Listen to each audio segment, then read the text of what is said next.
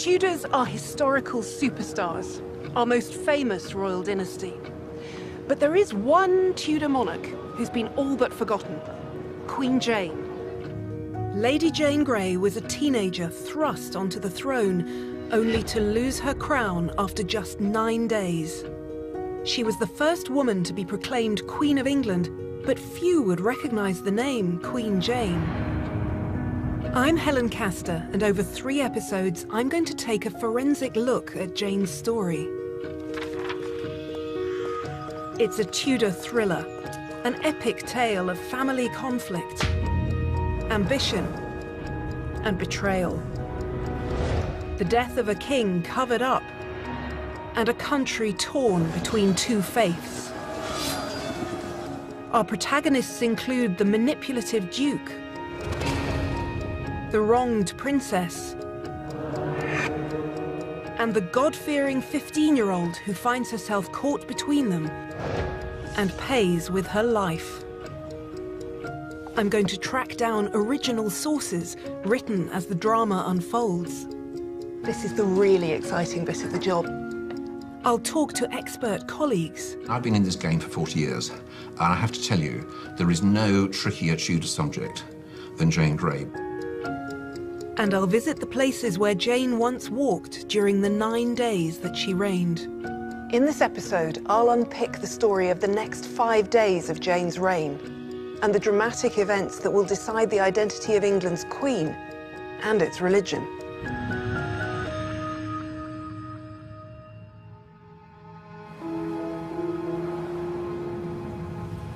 It's the 12th of July, 1553. Jane Grey is queen, but Mary Tudor intends to do everything in her power to seize the crown. Jane is in the Tower of London. Mary's at Kenninghall in Norfolk. Jane has the support of the Privy Council, the whole machinery of state, and has the Tower's weapons at her command. Mary has none of these things. No one believes she's got a chance. She's a woman with a household in East Anglia that's full of local, yokel Catholic gentrymen, you know, nobody who's got any political experience. And instead, Lady Jane Grey is in the Tower of London, of course, the great fortress of the city, the armoury, the munitions, you know, everything is under the control of Lady Jane Grey and the Duke of Northumberland. No one rates Mary's chances whatsoever. Until just a few months ago, Mary, a devout Catholic, was heir to the throne. But her brother, Edward VI, who was determined that the country should remain Protestant, had secretly changed the succession in favour of their cousin, Jane Grey.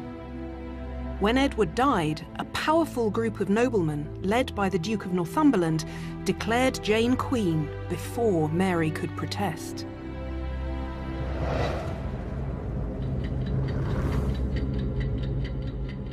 On the 12th of July, it seems as though Jane and her supporters have won. Jane is confidently signing letters, Jane the Queen.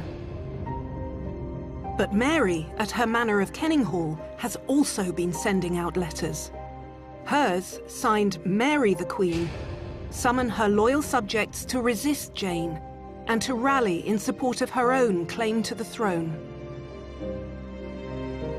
And by the 12th of July, this call to arms, issued by a lone woman, is beginning to work. Mary's forces are able to gather together very quickly, 1, because they're local, and 2, because they believe in her cause. And this is why she's gone to East Anglia in the first place, because she's also a major landowner there, so she's pulling all the threads of her possible roots of allegiance together. Some of them would have been there because they had an obligation, being tenants of Mary. Probably a lot of them are Catholics, but even if they aren't Catholics, they believe she is the rightful claimant to the throne. From farm workers to local landowners, men begin to arrive at Kenninghall to show their support.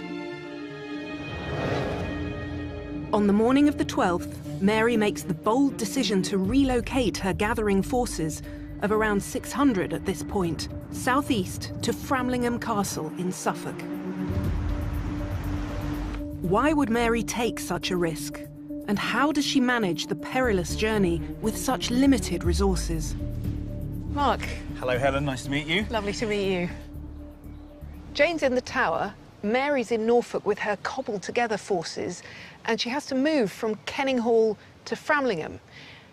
How did armies move with all their gear? How exposed were they on the road? They'd certainly be visible. Moving around the countryside would draw attention.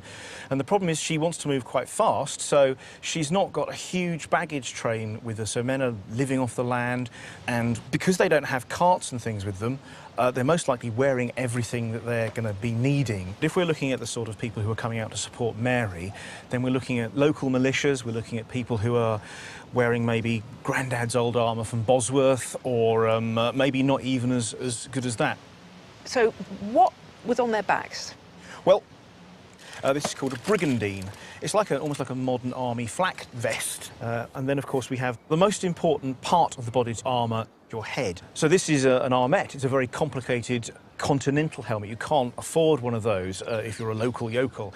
So I'm afraid if you are someone of the lower orders, you're going to be equipped with a simple skull cap like this. A tin can. Just simply a tin can. A bit sturdy, not a thing of beauty, and more importantly, it doesn't really protect the face or especially the throat. Medieval and Renaissance warfare is brutal, it's up close, it's it's a tough guy's world.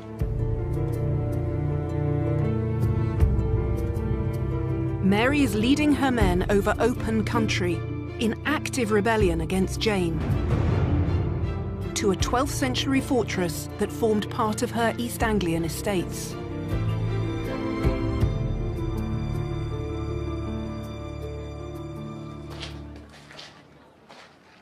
Why did Mary come here to Framlingham?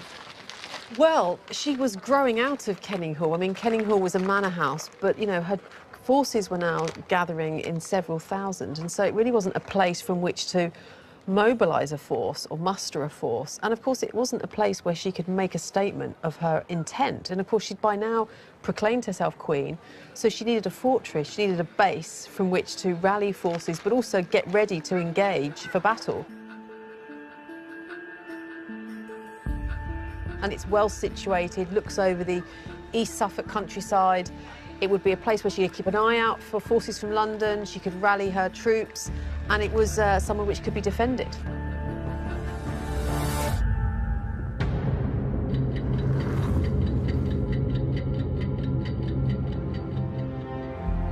Mary's right to be on the lookout for troops from London as she makes her dash to Framlingham, because Northumberland is in the Tower readying an army to confront her. The 12th of July is a critical point in Jane's 9-day reign, with events moving swiftly on both sides. Local merchant Henry Matchin describes the ammunition and weapons he saw being brought into the Tower on the 12th. He recorded 3 carts full of all manner of ordnance, such as great guns and small bows, bills, spears, Moorish pikes, armour, arrows, gunpowder and stakes, a great number of cannonballs. With so much sophisticated weaponry, Jane and Northumberland have no reason to be concerned, so they take their time responding to Mary's challenge. You would have thought, well, you know, she's got lots of peasants on her side. I have the guns, I have the cavalry, I have, you know, the power that matters. Northumberland was the puppet master who'd placed Jane on the throne, the most powerful man in England, supremely confident in his abilities. He was clearly an exceptionally skilled politician. He must have had outstanding interpersonal skills, as we would say today. He was non-titled, he was not hereditary nobility. Through his own sheer ability, he had worked his way up and become admiral of the fleet. He had served in the military and put down rebellions in the north. He was clearly someone who had enormous ability as a bureaucrat, as a governor, as a military leader, as a politician. And I think we need to admire him to a certain extent for that. Northumberland has focused on securing the Tower and the machinery of state. It suggests that at this point, he doesn't see Mary as a serious threat.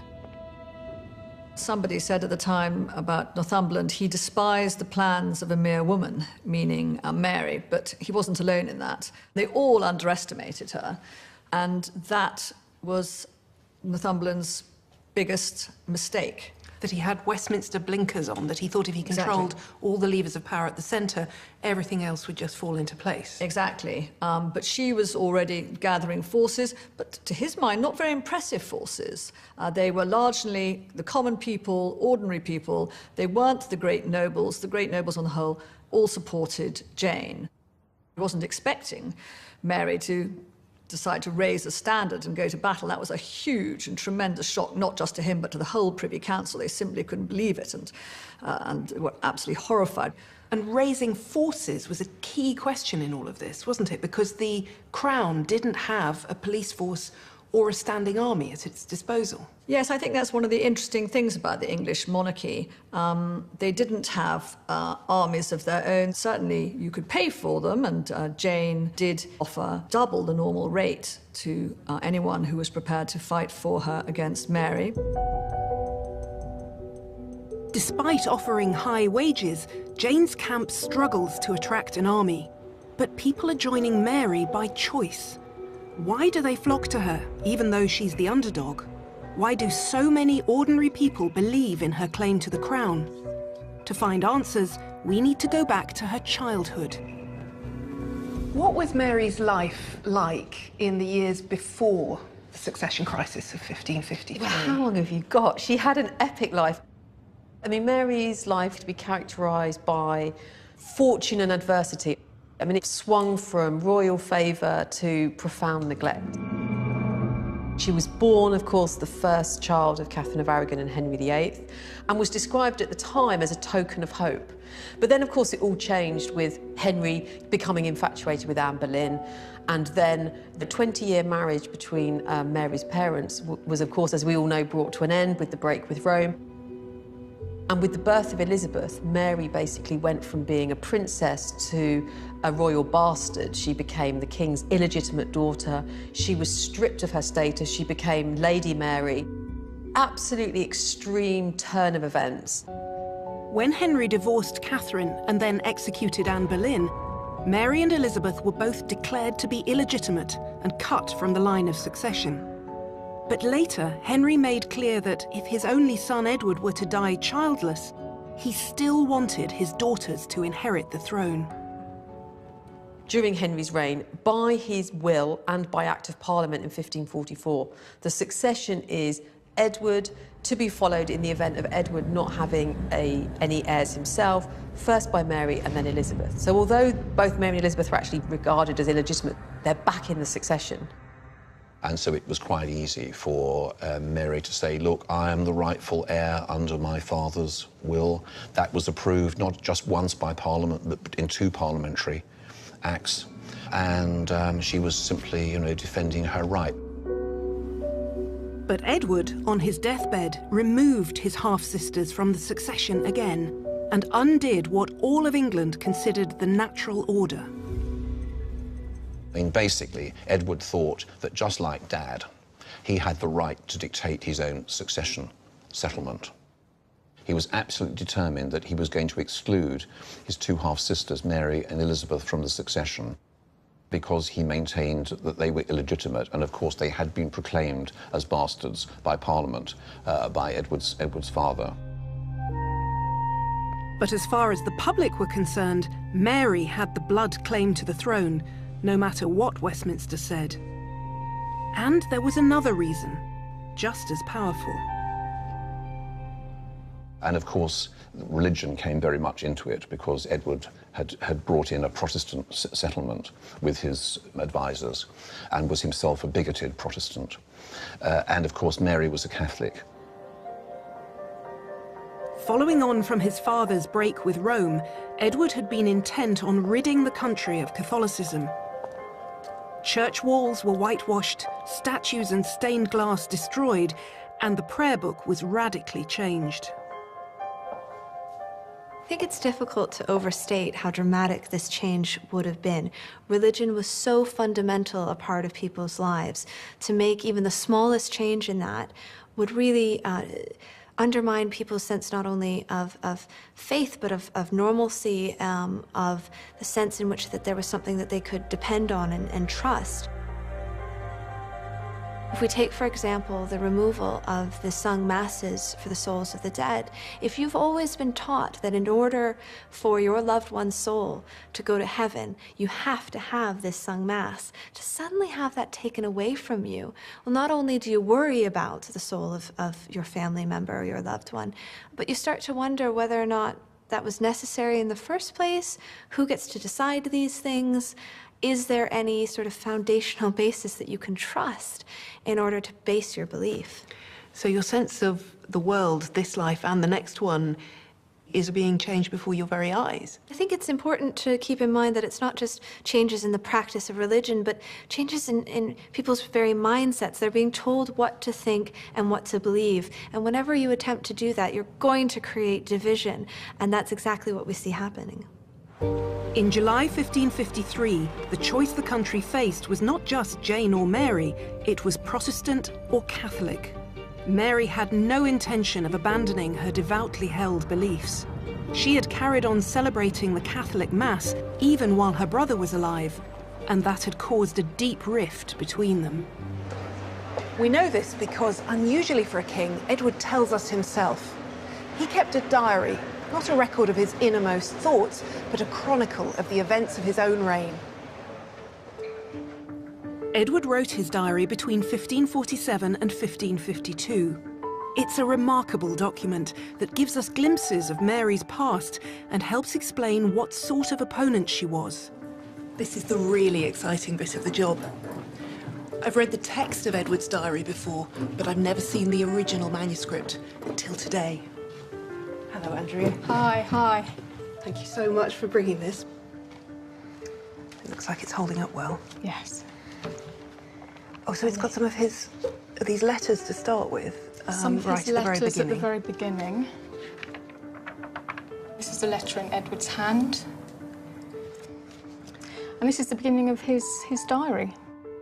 18th of August, 1550. My Lord Warwick was made General Warden of the North, and Mr. Herbert, the shilling fell from 9p to 6p, the groat from 3p to 2. I wrote back a letter saying that I marvelled that he could refuse to sign that bill. It's an extraordinary thing to read the king's own record of his daily life in his own handwriting, and to touch the paper that Edward touched is spine-tingling. The diary makes clear Mary's strength of character in resisting Edward's Protestant reforms. Mary becomes this figure of opposition. Edward's young brother is going, right, we're going to really kick on with the Reformation. Mary is defiant in her Catholicism, and so brother and sister have these really full-on spats. 18th of March, 1551. The Lady Mary, my sister, came to me at Westminster. She came, but she came with a show of defiance. She rode through London with 130 attendants, each one holding a rosary as a sign of their outlawed Catholic faith. Edward challenged his sister directly, and the two had terrible arguments.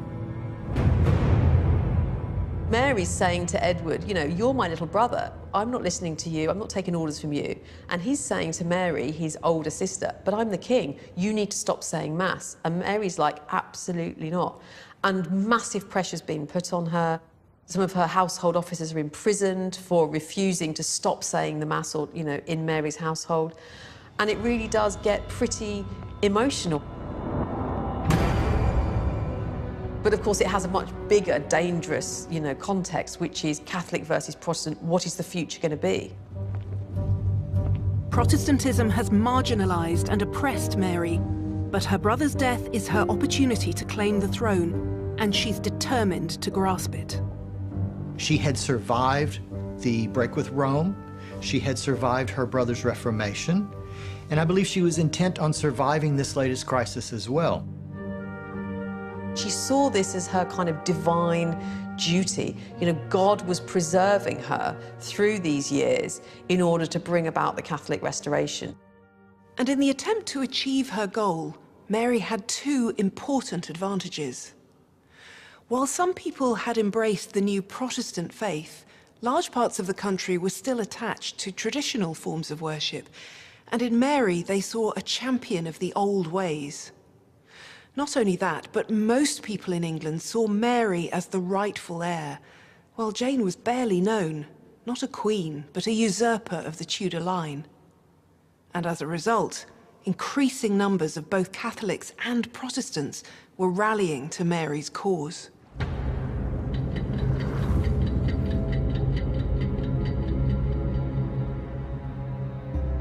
As Mary's support grows, Jane's camp are still planning their counter-move. In the Tower, the Privy Council have chosen Jane's father, Henry Grey, a duke with no track record as a military leader, to command the army against Mary. Such a bad idea. No military training, no military experience. No ability at anything very much. No, I mean, Henry VIII had deliberately excluded Henry Grey from the Garter for year after year after year after year. Henry VIII was a good judge of character. He knew what men had ability and what men did not. Jane's father had ambition, but no discernible talent. I think he had ambition and no ability and no desire to work toward that ambition. He wanted it handed to him on a plate. The Order of the Garter was a chivalric honour given by the king, and Henry VIII hadn't thought Henry Grey much of a soldier. Now, sometime during the 12th, there was a change of plan. Some accounts say that Jane refused to let her father leave London because she was afraid it was too dangerous. Some say that Henry Grey had begun to have fainting fits. Perhaps he was ill, or perhaps the pressure was taking its toll. Jane decides to keep her father back in safety. Instead, she confirms that Northumberland will replace her father on the battlefield.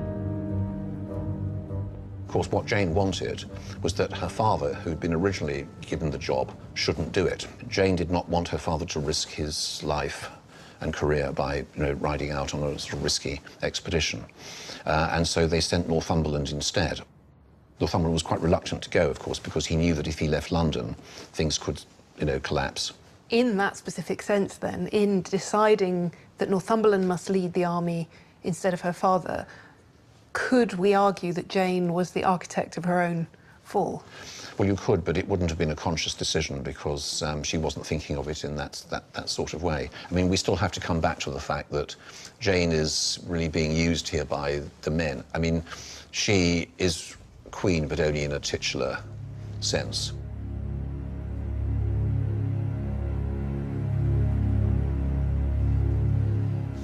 In sending Northumberland instead of her father, you could argue that Jane's made a rational choice. Northumberland's the most experienced soldier on the council, clearly the best man for the job, and she doesn't want her father to stick his neck out and be the person to arrest Mary. But it turns out that Jane's decision to let Northumberland leave London is a fatal error. Northumberland can't be everywhere at once, and he can't hold this coup together. Had he had able lieutenants, and clearly Henry Grey was not that able lieutenant, things might have held together a little bit longer. But there was just no one there. All of the, quote, good people he took with him going north. And we were left with essentially older men, people of experience, but people who were not themselves known to be skillful politicians. They were administrators, but they were not politicians.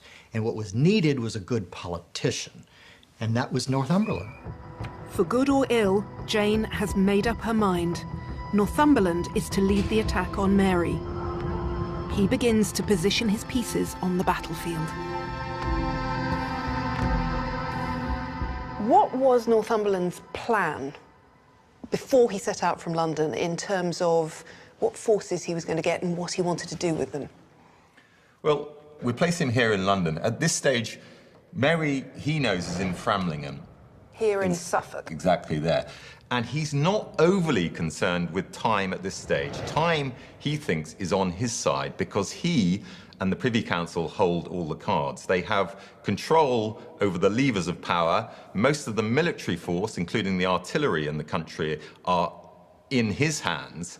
And he cannot have believed that Mary can actually put a very effective military force in the field.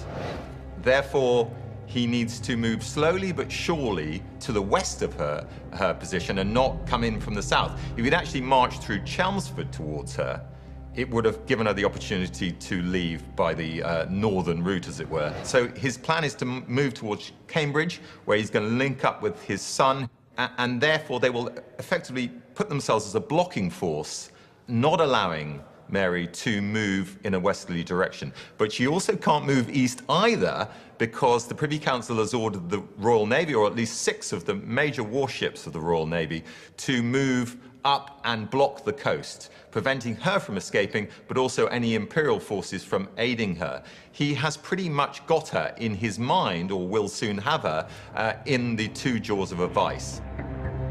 Strategically, Northumberland has the upper hand, and there's no doubt his forces are armed in a way Mary's men can only dream of. What kind of weapons were their soldiers going to be able to wield? Jane's very lucky. She has all the arms and armour in the Tower of London. It's a huge national depository of pikes and bills and swords and bows and arrows. There might be a million arrows stored in there. But this is going to be a battle at close quarters, so we are looking at the swords. It's a cut and thrust sword, but this is really designed for going straight in. See here, this is the tin can opener of the 15th and 16th century. This is the poleaxe. This is going to go through armour. This is going to cut flesh. That's going to stab through any gaps.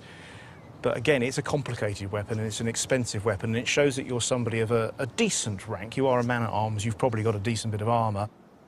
Some of Jane's more ordinary troops, you are looking at things like this. A glaive with a nasty fluke on it, so you can really push that home, and there's a secondary cutting edge there.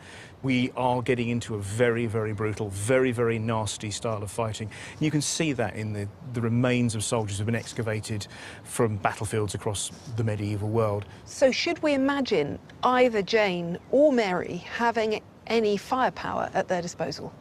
Well, Jane's got the Tower of London arsenal. We know there are muskets, arquebuses, and we know there's gunpowder and shot. Mary would have been reliant on anything that's local. They're few and far between, to be quite honest, compared with what Jane can bring to bear. But of course, they still need training, they still need people who understand, they still need people who understand how to not only use, but make gunpowder as well. It's a rare substance in England. Basically, if you have more gunpowder and more cannons than anybody else, then technically you've won. You can bring more stuff to bear. Finally, at about 8 in the evening on the 12th of July, Mary arrives at Framlingham Castle in Suffolk and is greeted by an overwhelming display of support. We know from accounts that when she arrives at Framlingham, the commons and gentry, several hundred, thousands are gathered in the deer park. So, which must be a kind of heartening experience to come here and see the local people here ready to greet her, ready to defend her. This was going to be the base, if you like, from which she was going to engage the enemy. So this was going to be really important for the next few days. So to come here to a fortress, a stronghold with an army camped outside, and to feel that she was embedded within the support of the local community. Really important. I think she could probably, for the first time, maybe take a small sigh of relief and then obviously galvanise herself, get ready to galvanise the army, ready for what would seem to have been the impending battle. It's remarkable that in a matter of days, Mary has been able to rally such substantial forces. No one expected Mary to be so organised. Mary had never shown this sort of capacity for organising, essentially, not only really anything of great substance, but also a military force in that amount of time. Mary ended the 12th in a far stronger position than she had begun it. The next 24 hours would prove critical.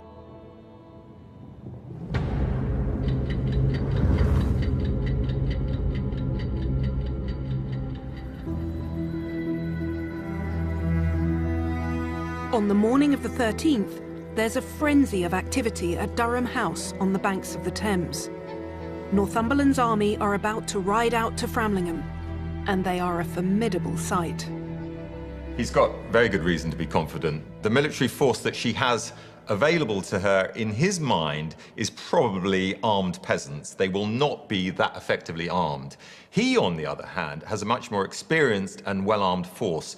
Probably the total size of the force that he puts together is about 3,000 strong. And while that doesn't sound that many, 2,000 of those soldiers are cavalry, men-at-arms, who are heavily armored. In battle, they would have, looked like, almost like a tank.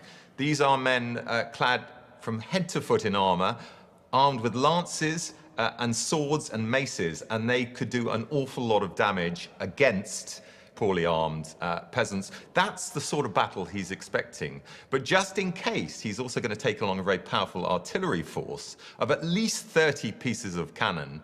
And he must believe at this point, or at least he does believe at this point, that Mary is going to have no cannon to oppose him with. And so all the cards at this early stage seem to be in his favour.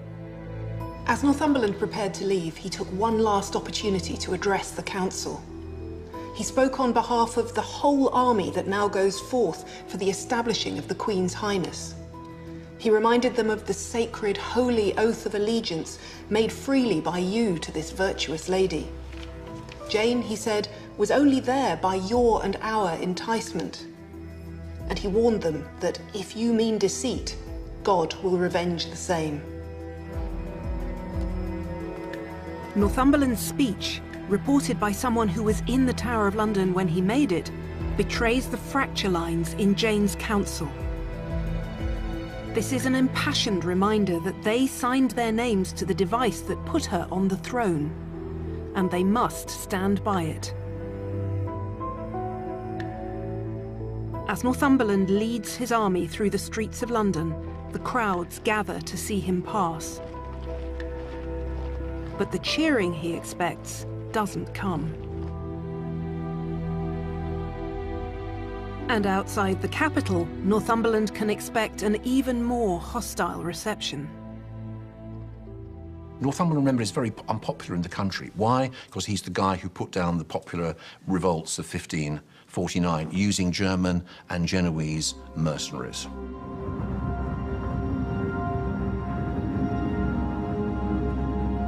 Four years earlier, Northumberland had been dispatched to East Anglia, the very same place he's heading now, to put down a rebellion of local people with his well-armed troops.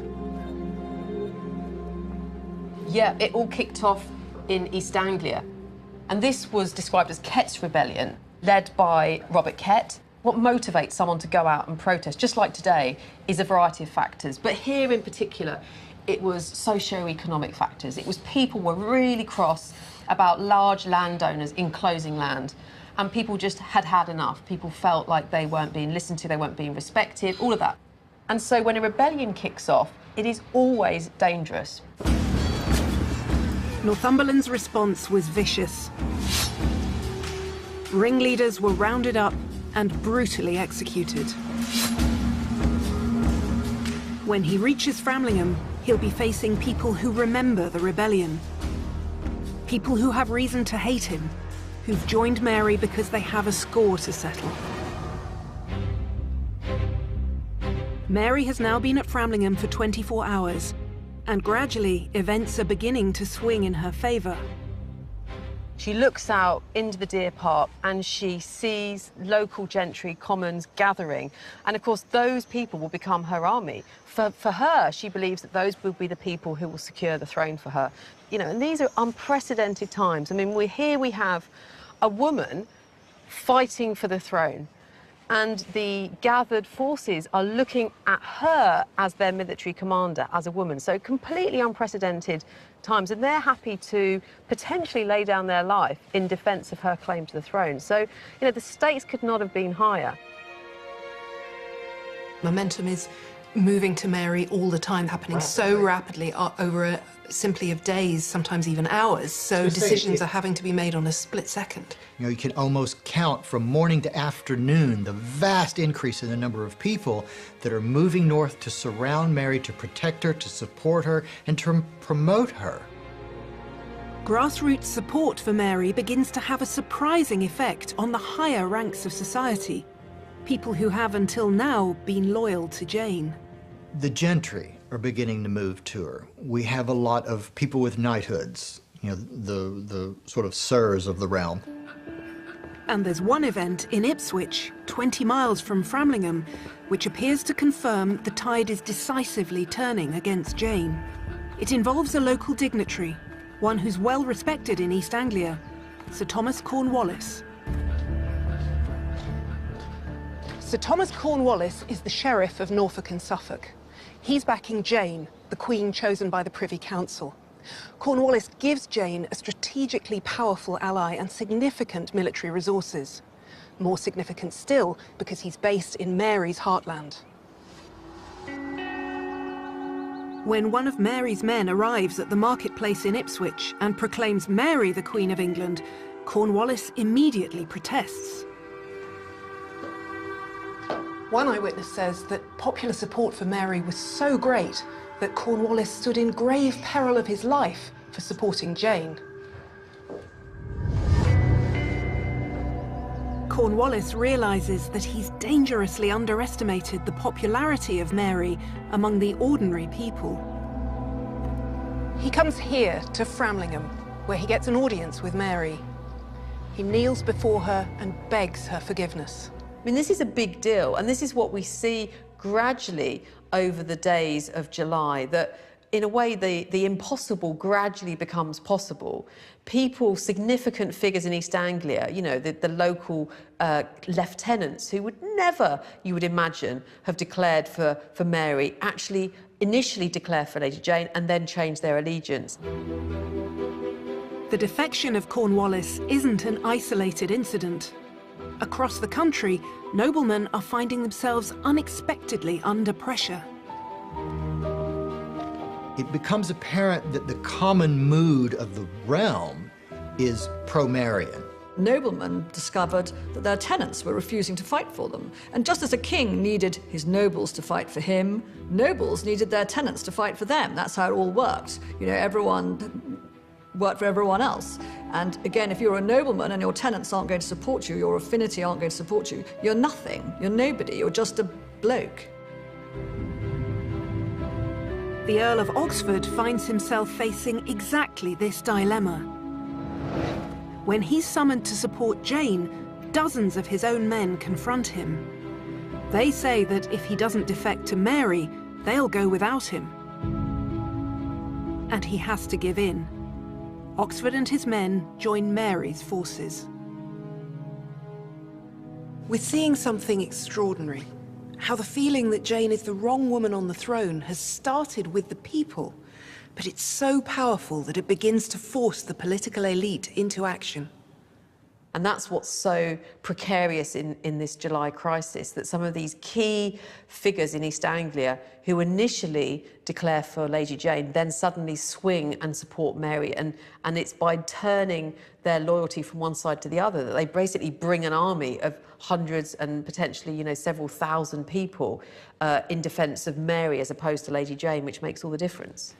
Mary, the old king's daughter, is a powerful figurehead for whom people are prepared to lay down their lives. Jane is the exact opposite. So young and almost completely unknown, at this critical point, hidden away in the tower, she's a distant figure to the people whose queen she claims to be.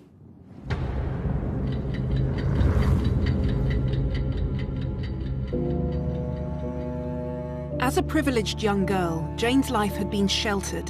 She saw little of the world outside her home and the royal court.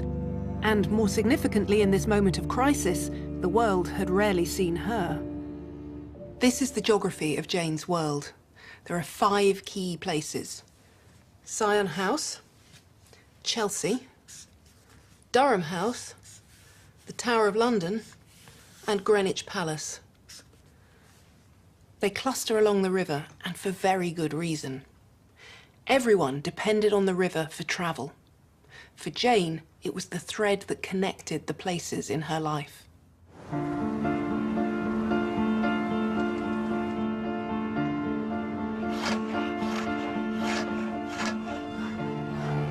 The streets of London were narrow, cramped, and dangerous. Hello, Mark. Lovely to see you. Like the rest of the court, Jane relied on the relative safety and comfort of travelling by river.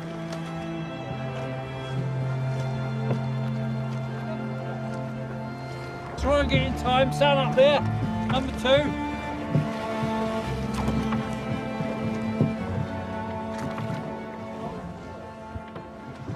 Is this the closest I'm ever going to get to being on a 16th century barge? It really is, yes, other than the fact that this wasn't actually built in the 16th century, it's only 25 years old. This is, in effect, a 16th century barge. Mark Edwards made the present Queen's barge, and this Tudor replica was built using traditional techniques. It's the same design, built in the same way. It really is, yeah.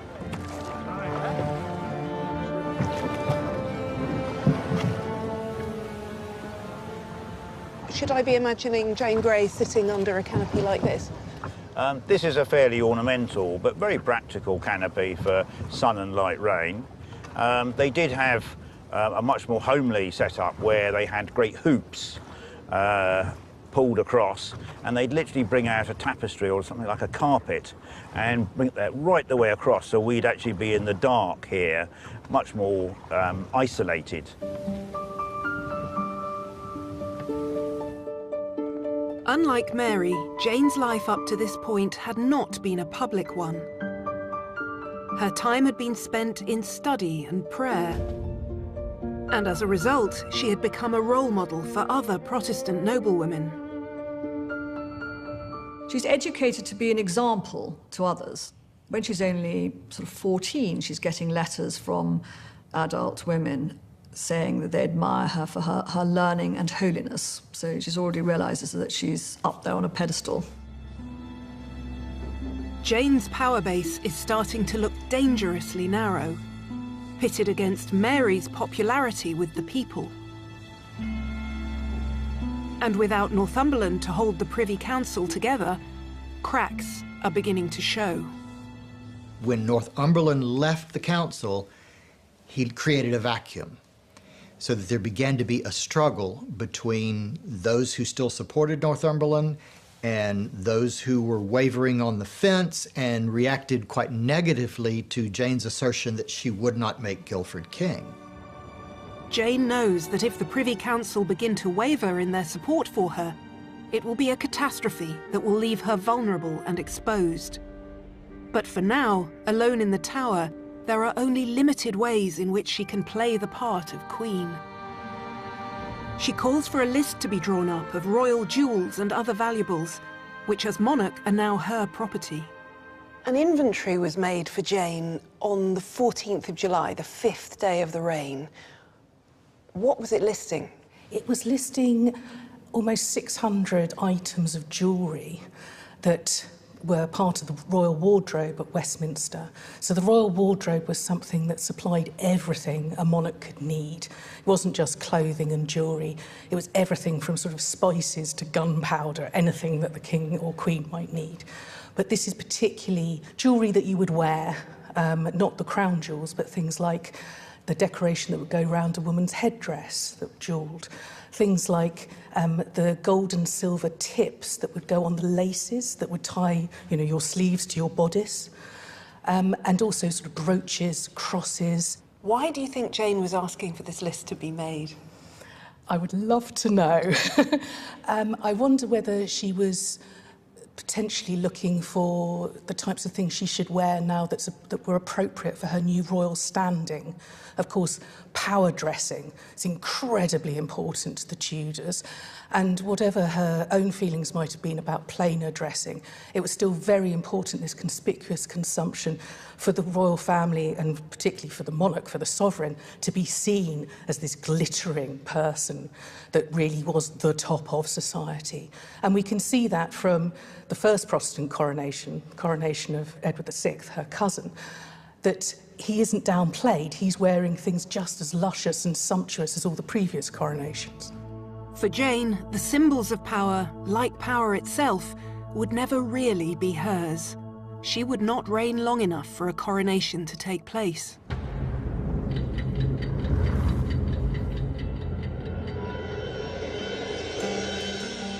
On the 15th of July, Northumberland's forces are heading for Cambridge, where he plans to pause and wait for his artillery train and infantry to catch up. And we think he reaches Cambridge probably by the evening of the 15th. So he is in position up in Cambridge. And you can see quite clearly, I hope now, Helen, that his position there is a strategic position. It's going to take him longer to get to Framlingham, but actually it makes a certain amount of logical military sense. Because then she's in a stranglehold. His land forces are on one side of her. The ships he sent are at sea on the other side of her. There's really nowhere for her to go. Exactly. What can go wrong? Northumberland has Mary surrounded, and although she has a growing army, she can't match his firepower. But it's here that Northumberland has a massive stroke of bad luck. Well, it's a sequence of very unfortunate events, actually, and the first of them, and we often forget the importance of weather, but the first of them is climatic, in the sense that there was a heavy northeasterly wind driving the royal ships that were actually supposed to be stationed offshore, not actually that close to the coast, a couple of leagues offshore, which is going to allow them to remain in a blocking position. But the bad weather forces them to take refuge in the Orwell estuary. As chance would have it, one of Mary's household, Henry Jerningham, is in a local tavern and falls to talking about the naval forces off the coast. Sometime during the evening, he learns that ships laden with soldiers and weaponry are anchored nearby at Orwell Haven. The crews are owed money. Jerningham spots an opportunity. Riding to the harbour, Jerningham finds the ships and succeeds in persuading the unhappy captain and crew to change sides in favour of Mary. Now, this was a massive coup because, you know, these are ships that have been sent on behalf of Lady Jane, essentially representing the government at that point. Now, in part, they were protesting because of paying conditions, as often is the case, but they were also declaring in support of Mary. And that mutiny brings her more men, it brings her control of the coast, and it brings her guns. Yes, I mean, all of this is important because her army is growing, and of course, you know, she needs more munitions. Mary has no cannon at Framlingham. All of a sudden, 5 of the 6 ships are now going to help Mary by unloading their cannon and moving them, dragging them, quite a serious logistical feat, towards Framlingham Castle, where, when they are in position there, they will actually outgun the number of cannon that Northumberland is bringing with him from London. And not only do you get the cannon and their ammunition, but you also get trained gunners. And the Royal Navy at this time is undergoing something of a revolution, but it is one of the finest in the world, and those guns are going to prove very effective in a fight. The mutiny is one of the key moments that shows that suddenly Mary is not only gaining support rapidly, but actually becoming more than simply a contender and is actually seriously now challenging the claim of Lady Jane, and in a decisive way. Up until this point, Mary's had support but no artillery. Now she has both. Jane's hold on the throne is looking increasingly vulnerable.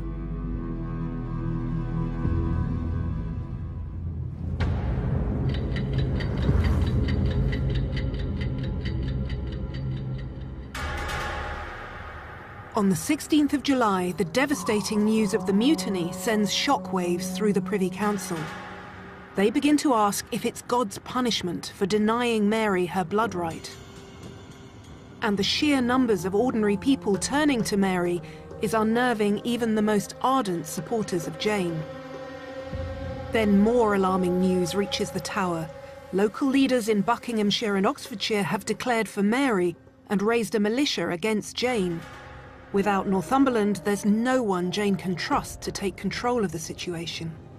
Well, there's still an opportunity for the royal forces to put them down if the various justices of the peace had acted in accordance with the instructions being sent out from London to make sure that if there's any rising of pro-Mary forces in the country, they are dealt with.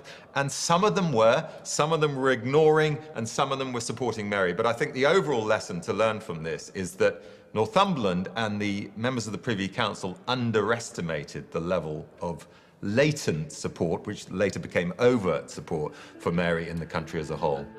Jane's House of Cards is beginning to collapse. Mary's no longer trapped in East Anglia, and her support is spreading through the Thames Valley as far as London. London was under threat. The old city had to look to its defences. Orders were given to lock up the tower and post guards on the city gates. London, a fortified city, was making ready for attack. To see how London became a Tudor fortress, I've come to see the first ever printed map of the city, dating from 1572. Wow, this is some volume. You get an immediate sense of how the tower here on the east side role as the defence of the city against shipping coming in from Absolutely, there it is, the southeast extent of the city, rather well fortified, and also quite threatening and foreboding. You have here a cell, a cage cell on the waterline, where people could be subjected to the tides, and some spiked heads on sticks. Oh my goodness, you need good eyes to see those. But yes, so this is a real statement of royal power. Absolutely, a statement of royal power and foreboding for anybody entering the city. In terms of the city itself, you can really get a sense of how defensible it might be. Absolutely, and what's fascinating about that is how that was obviously a concern of the early map makers and the royal family and the leaders. If you put the tower together with this city wall that goes right around the city and gates at various points that could be shut. Absolutely, and indeed a moat. And the fact that there's only one bridge, of course, means the river is also a only one defense. bridge with gates on the bridge and a wooden section that could be burnt. Thought of everything. Yeah. 5 days ago, the city and its tower had been Jane's power base. But now the tables have turned, and she's preparing it against attack. The powerful nobles surrounding Jane are beginning to fear that they have backed the wrong queen, and they're well aware what their fate might be if that proves to be the case. What would a convicted traitor have to look forward to, if that's the right word? That would depend very much on your social status. If you were a peer of the realm or a female equivalent, you would be executed by beheading, which is a fairly quick, fairly clean death. If you are a commoner, you could be subjected to hanging, drawing and quartering, which is absolutely horrendous. This involves being hanged symbolically, so you're cut down while you're still alive. You are then disemboweled, you're castrated, your entrails and your private parts are burnt in a brazier in a fire on the actual scaffold, and then you're then beheaded and quartered. Your body is cut into 4 quarters, which are exhibited on top of castle gates, and etc. There's a variety of things that can happen to you, none of them very pleasant. Jane, too, knows from personal experience how quickly fortunes can change with deadly consequences. At the age of 10 or 11, she was sent from her home at Bradgate in Leicestershire to a household in London. Jane was to be the ward of Thomas Seymour and his new wife, Catherine Parr, the widowed queen of Henry VIII. It was a politically advantageous arrangement for the Grey family. Jane had been with the Seymours for a year when Catherine Parr gave birth, and 6 days later died. Jane returned home, but stayed in close contact with her guardian. This is the letter Jane wrote to Thomas Seymour in the autumn of 1548. These my letters shall be to testify unto you that like as you have become towards me a loving and kind father, so I shall be always most ready to obey your godly monitions and good instructions. Jane was about 11 when she wrote this letter. She's writing to someone who's become a father figure to her. But Seymour was a man of vast ambition, and a few months later his pursuit of power led to his downfall. He was even accused of trying to kidnap the king here at Hampton Court Palace. It was reported that he was caught trying to break into the royal apartments when the king's dog started to bark, and in a panic, Thomas killed it. He was arrested and sent to the Tower. The man who had been Jane's guardian was now sentenced to death as a traitor. The brutal reality of politics at the highest level was a lesson Jane had to learn very young. But even though she knows the risks, there is no going back for Jane. She has worn the crown, she has taken a stand. Now she must see it through. Her last hope lies in keeping the loyalty of the Privy Council. But without Northumberland's reassuring presence, they begin to falter. In the corridors and the quiet places of the Tower, the men of the Privy Council were unnerved. Sir Edmund Peckham, one of the royal treasurers, had already gone missing. Jane responds by ordering a strong guard to be mounted around the Tower walls. If Jane couldn't count on the loyalty of her council, she'd imprison them with her in her fortress. Jane commanded that they be locked into the Tower and the keys turned over to her personally. And you get this incredibly poignant sense that the Tower is shifting around Jane, shifting from palace to prison. She did become a prisoner without knowing it, because these members of the council that were beginning to revolt, if you will, or shift direction, had moved out of the Tower. So she didn't have any direct knowledge of what they were up to. Jane continues to assert her power, sending out letters to key officials to demand their support. That and her decision to hold the keys to the Tower herself might look like an assertion of power. But in fact, it's a response to an increasingly precarious position. Outside the Tower's walls, there's a growing sense that she's standing in the way of the rightful successor, Mary. I mean, there really is a sense that more and more people now are supporting Mary. And of course, when you see that there's this real contender, then suddenly it convinces other people to actually throw in their lot with her, because ultimately no one wants to be on the wrong or on the losing side, as it were. So it's not until Mary begins to actually look like she's got a chance that people begin to really throw their lot in with her, and that becomes absolutely crucial. At this stage, Northumberland's army are still in Cambridge.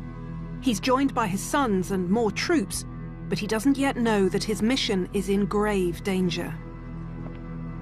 So he's now outnumbered probably by as many as 3 to 1, but that itself may not have been enough to deter him from continuing on. But Mary now has artillery, and it's probable that the force of artillery at Framlingham even outmatches his own. And so not only is he outnumbered, he's outgunned. Over the course of 5 days, Jane's fortunes have changed dramatically. On the 12th, she had the machinery of the Tudor state behind her. By the 16th, her palace is becoming a prison, and Northumberland, her protector, is far from London. Meanwhile, Mary now has a powerful army. She has the support of the people, and the political elite are beginning to join her. Everything now depends on Jane's ability to hold her camp together.